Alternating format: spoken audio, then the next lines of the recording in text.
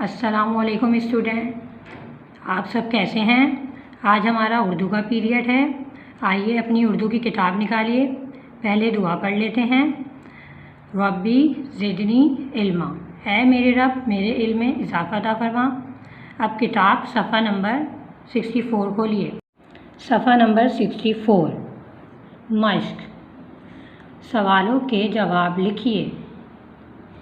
अलिफ, सवाल नंबर 1, नेक आदमी ने कुत्ते की मदद कैसे की। नेक आदमी ने कुत्ते की मदद कैसे की।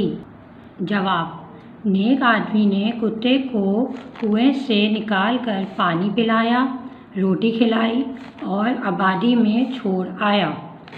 नेक आदमी ने कुत्ते को कुएं से निकाल कर पानी पिलाया, रोटी खिलाई और आबादी में छोड़ आया। सवाल नंबर 2, नेक आदमी को किसने क्या बशारत दी। नेक आदमी को किसने क्या बशारत दी।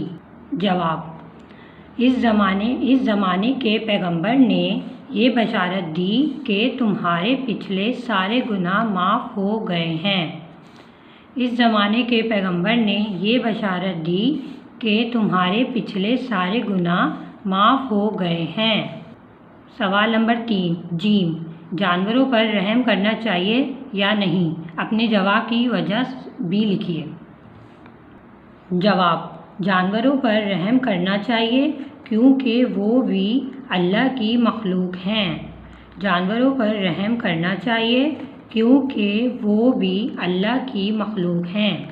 सवाल नंबर 5, मालदार आदमी से जब दुबले होने की वजह पूछी गई तो उसने क्या जवाब दिया। जवाब, उसने जवाब दिया कि मखलूक़े खुदा पर मुसीबत आई हुई है। इसमें ये कहाँ की आदमियत है कि मैं खुद पर खर्च करूं। उसने जवाब दिया कि मखलूक़े खुदा पर मुसीबत आई हुई है। इसमें ये कहाँ की आदमियत है कि मैं खुद पर खर्च करूं।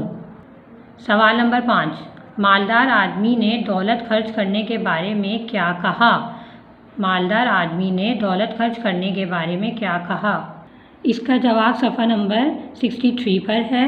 दौलत इसीलिए है कि दौलतमंद उसे अल्लाह की राह में सर्फ करे, मोहताजों की ज़रूरत पूरी करे और गरीबों से हमदर्दी करे। वो दौलतमंद जो अपना फ़र्ज़ पूरा नहीं करता खुदा का मुजरिम है। बेटा अपनी कॉपी पर इन सवालात के साथ इनके जवाब लिखिए।